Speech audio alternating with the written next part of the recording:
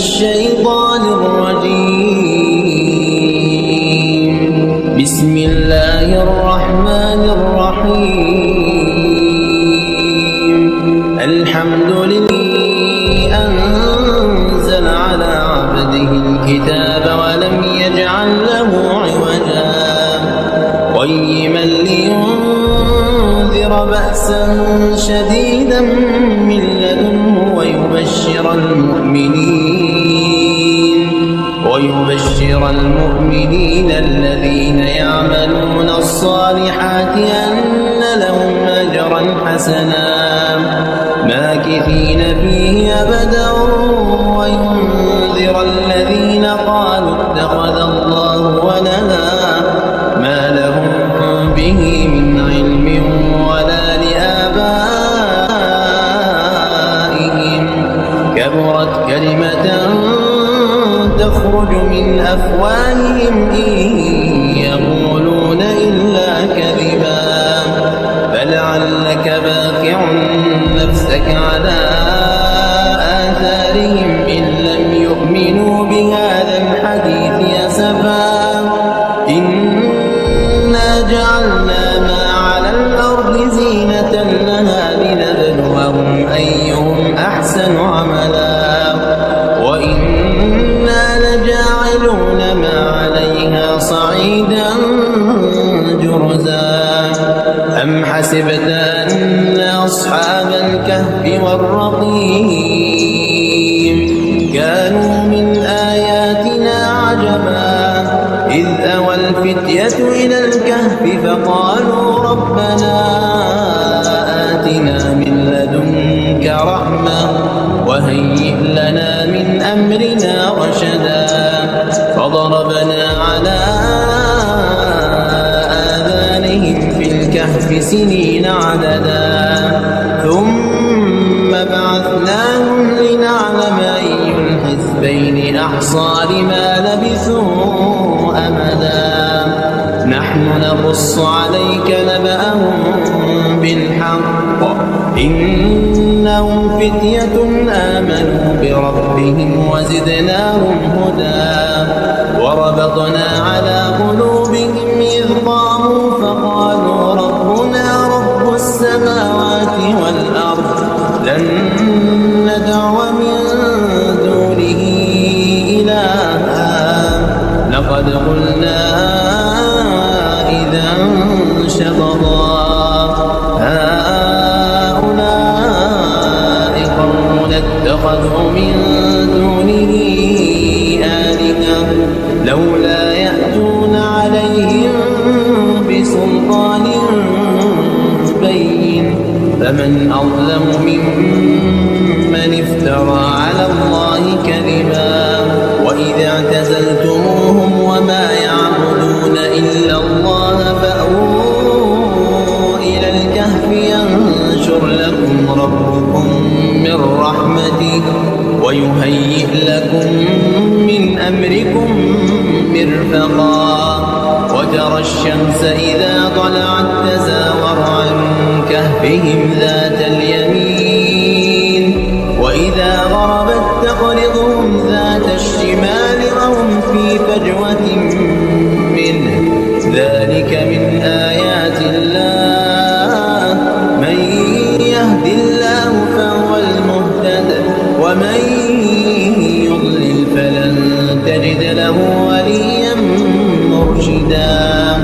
وتحسبهم أيقاظا وهم رقود ونقلبهم ذات اليمين وذات الشمال وكلبهم باسط ذراعيه بالوصيد لو اطلعت عليهم لوليت منهم فرارا ولملئت منهم رعبا وكذلك بعثناهم ليتساءلوا بينهم قال قائل منهم كم لبثتم قالوا لبثنا يوما أو بعض يوم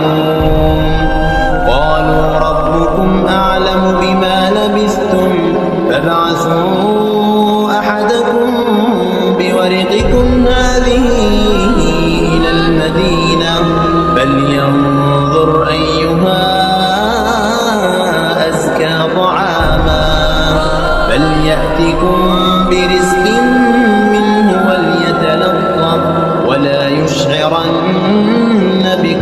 أحدا إنهم إن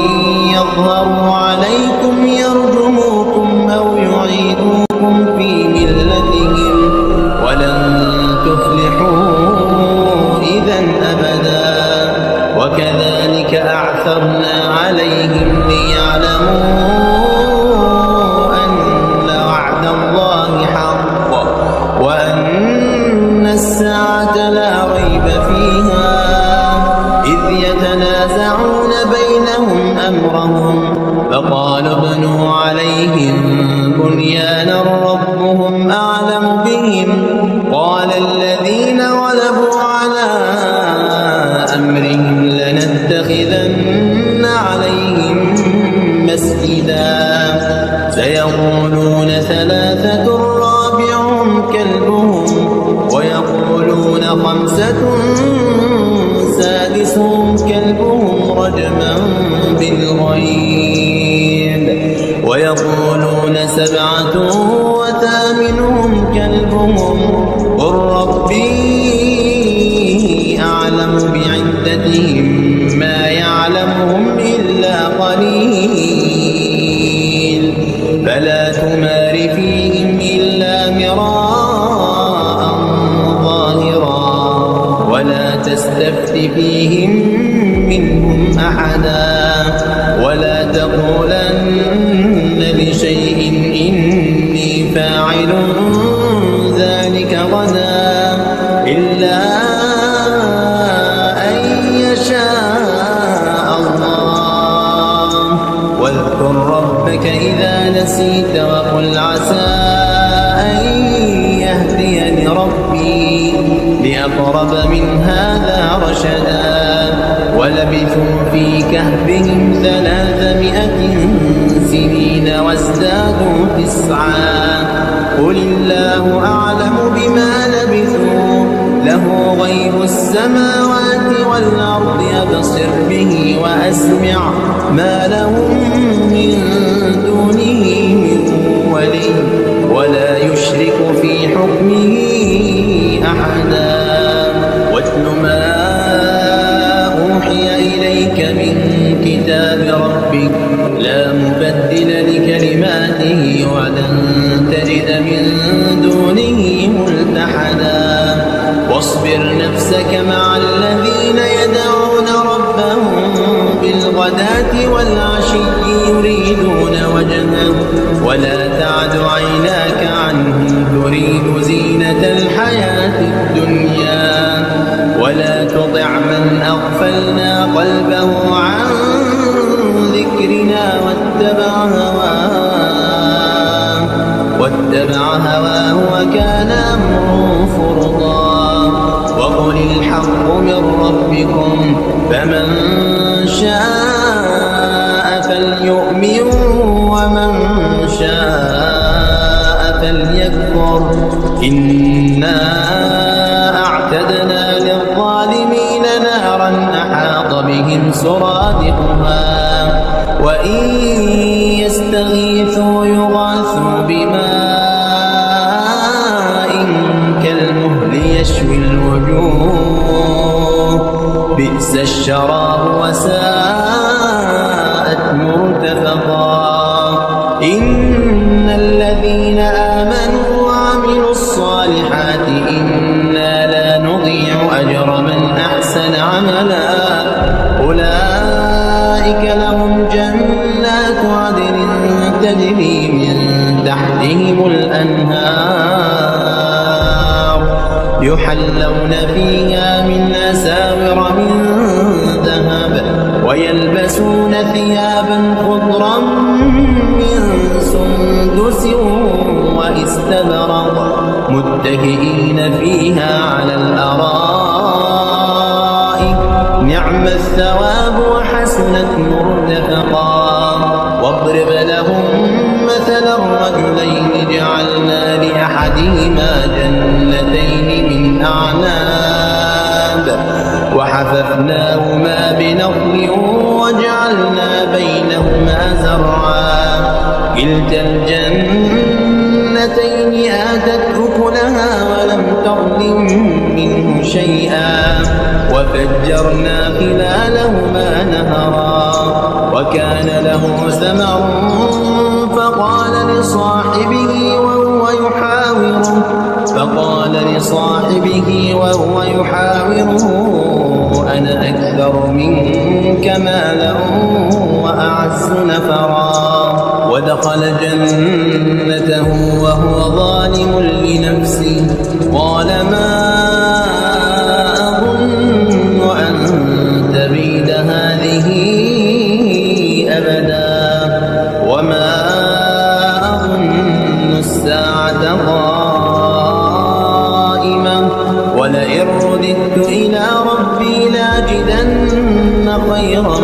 منها منقلبا قال له صاحبه وهو يحاوره أكفرت بالذي خلقك من تراب ثم من نطفة ثم سواك رجلا لكن هو الله ربي ولا أشرك بربي أحدا ولولا إذ دخلت جنتك قلت ما شاء الله لا قوة إلا بالله إن ترني أنا أقل منك مالا وولدا فعسى ربي أن يؤتيني خيرا من جنتك ويرسل عليها حسبانا من السماء فتصبح صعيدا زلقا أو يصبح ماؤها غورا فلن تستطيع له طلبا وأحيط بثمره فأصبح يقلب كفيه على ما أنفق فيها وهي خاوية على عروشها ويقول يا ليتني لم أشرك بربي أحدا ولم تكن له فئة ينصرونه من دون الله وما كان منتصرا هنالك الولاية لله الحق هو خير ثوابا وخير عقبا واضرب لهم مثل الحياة الدنيا كماء أنزلناه من السماء فاختلط به نبات الأرض فأصبح هشيما تذروه الرياح وكان الله على كل شيء مقتدرا المال والبنون زينة الحياة الدنيا والباقيات الصالحات خير عند ربك ثوابا وخير أملا ويوم نسير الجبال وترى الأرض بارزة وحشرناهم فلم نغادر منهم أحدا وعرضوا على ربك صفا لقد جئتمونا كما خلقناكم أول مرة بل زعمتم أن لن نجعل لكم موعدا ووضع الكتاب فترى المجرمين مشفقين مما فيه ويقولون يا ويلتنا ما لهذا الكتاب لا يغادر صغيرة ولا كبيرة إلا أحصاها ووجدوا ما عملوا حاضرا ولا يظلم ربك أحدا وإذ قلنا للملائكة اسجدوا لآدم فسجدوا إلا إبليس كان من الجن ففسق عن أمر ربه أفتتخذونه وذريته أولياء من دوني وهم لكم عدو بئس للظالمين بدلا ما أشهدتهم خلق السماوات والأرض ولا خلق أنفسهم وما كنت متخذ المضلين عضدا ويوم يقول نادوا شركائي الذين زعمتم فدعوهم فلم يستجيبوا لهم وجعلنا بينهم موبقا ورأى المجرمون النار فظنوا أنهم مواقعوها ولم يجدوا عنها مصرفا ولقد صرفنا في هذا القرآن للناس من كل مثل وكان الإنسان أكثر شيء جدلا وما منع الناس أن يؤمنوا إذ جاءهم الهدى ويستغفروا ربهم إلا أن تأتيهم سنة الأولين أو يأتيهم العذاب قبلا وما نرسل المرسلين إلا مبشرين ومنذرين ويجادل الذين كفروا بالباطل ليدحضوا به الحق واتخذوا آياتي وما أنذروا هزوا ومن أظلم ممن ذكر بآيات ربه فأعرض عنها ونسي ما قدمت يداه إنا جعلنا على قلوبهم أكنة أن يفقهوه وفي آذانهم وقرا وإن تدعوهم إلى الهدى فلن يهتدوا إذا أبدا وربك الغفور ذو الرحمة لو يؤاخذهم بما كسبوا لعجل لهم العذاب بل لهم موعد لن يجدوا من دونه موئلا وتلك القرى أهلكناهم لما ظلموا وجعلنا لمهلكهم موعدا وإذ قال موسى لفتاه لا أبرح حتى أبلغ مجمع البحرين أو أمضي حقبا فلما بلغا مجمع بينهما نسيا حوتهما فاتخذ سبيله في البحر سربا فلما جاوزا قال لفتاه آتنا غداءنا لقد لقينا من سفرنا هذا نصبا قال أرأيت إذ أوينا إلى الصخرة فإني نسيت الحوت وما أنسانيه إلا الشيطان أن أذكره واتخذ سبيله في البحر عجبا قال ذلك ما كنا نبغي فارتدا على آثارهما قصصا فوجدا عبدا من عبادنا آتيناه رحمة من عندنا وعلمناه من لدنا علما قال له موسى هل أتبعك على أن تعلمني مما علمت رشدا قال إنك لن تستطيع معي صبرا وكيف تصبر على ما لم تحط به خبرا قال ستجدني إن شاء الله صابرا ولا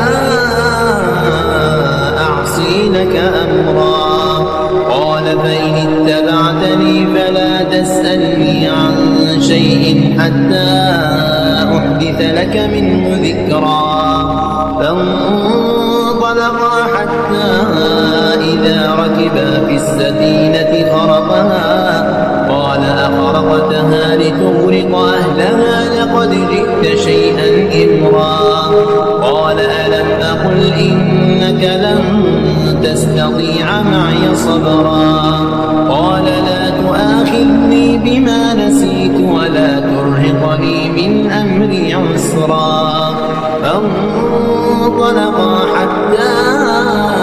إذا لقيا غلاما فقتله قال قتلت نفسا زكية بغير نفس لقد جئت شيئا نكرا قال ألم أقل لك إنك لن تستطيع معي صبرا قال إن سألتك عن شيء بعدها فلا تصاحبني قد بلغت من لدني عذرا فانطلقا حتى إذا أتيا أهل قرية استطعما أهلها فأبوا أن يضيفوهما فوجدا فيها جدارا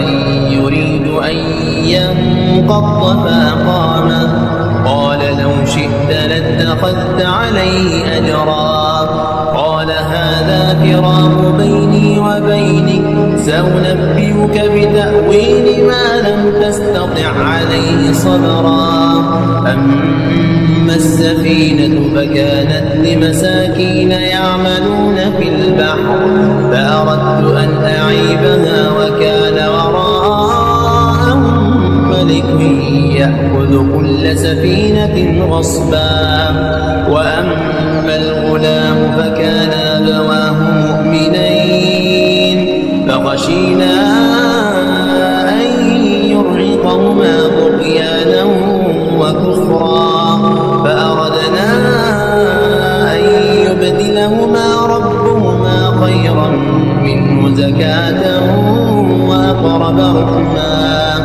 وأما الجدار فكان لغلامين يتيمين في المدينة وكان تحته كنز لهما وكان أبوهما صالحا فأراد ربك أن يبلغا أشدهما ويستخرجا كنزهما رحمة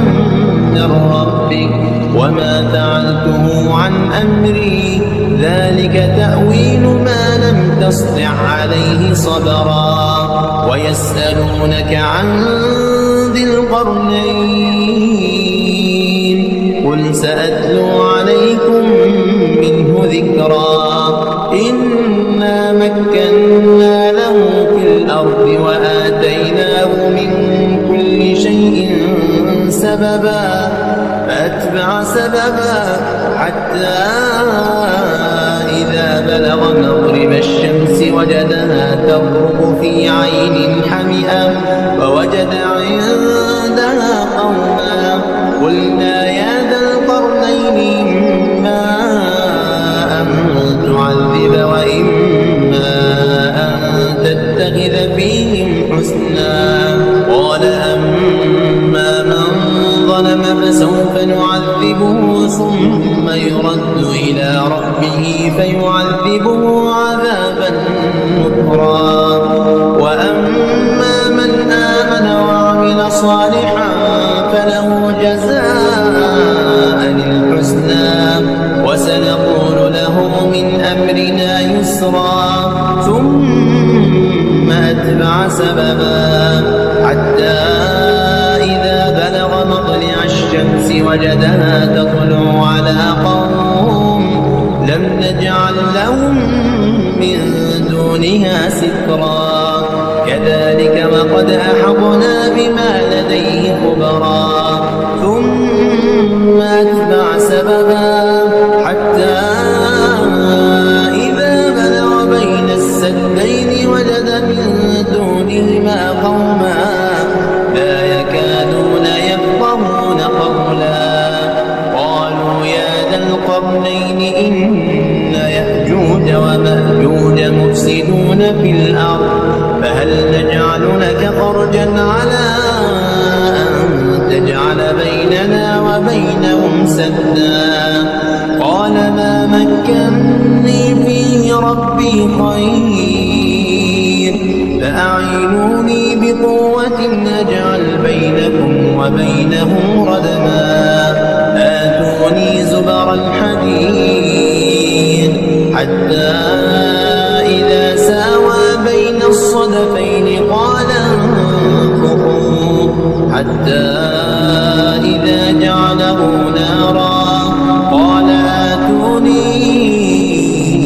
يفرغ عليه قطرا فما استطاعوا أن يظهروا وما استطاعوا له نقبا قال هذا رحمة من ربي فإذا جاء وعد ربي جعله دكاء وكان وعد ربي حقا وتركنا بعضهم يومئذ يموج في بعض ونفخ بالصور فجمعناهم جمعا وعرضنا جهنم يومئذ للكافرين عرضا الذين كانت أعينهم في غطاء عن ذكري وكانوا لا يستطيعون سمعا أفحسب الذين كفروا أن يتخذوا عبادي من دوني أولياء إنا أعتدنا جهنم للكافرين نزلا قل هل ننبئكم بالأخسرين أعمالا الذين ضل سعيهم في الحياة الدنيا وهم يحسبون أنهم يحسنون صنعا أولئك الذين كفروا بآيات ربهم ولقائه فحبطت أعمالهم فلا نقيم لهم يوم القيامة وزنا ذلك جزاؤهم جهنم بما كفروا واتخذوا آياتي ورسلي هزوا إن الذين آمنوا وعملوا الصالحات كانت لهم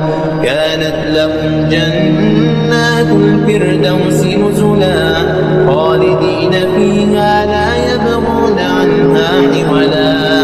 قل لو كان البحر مدادا لكلمات ربي لنفد البحر قبل أن تنفد كلمات ربي ولو جئنا بمثله مددا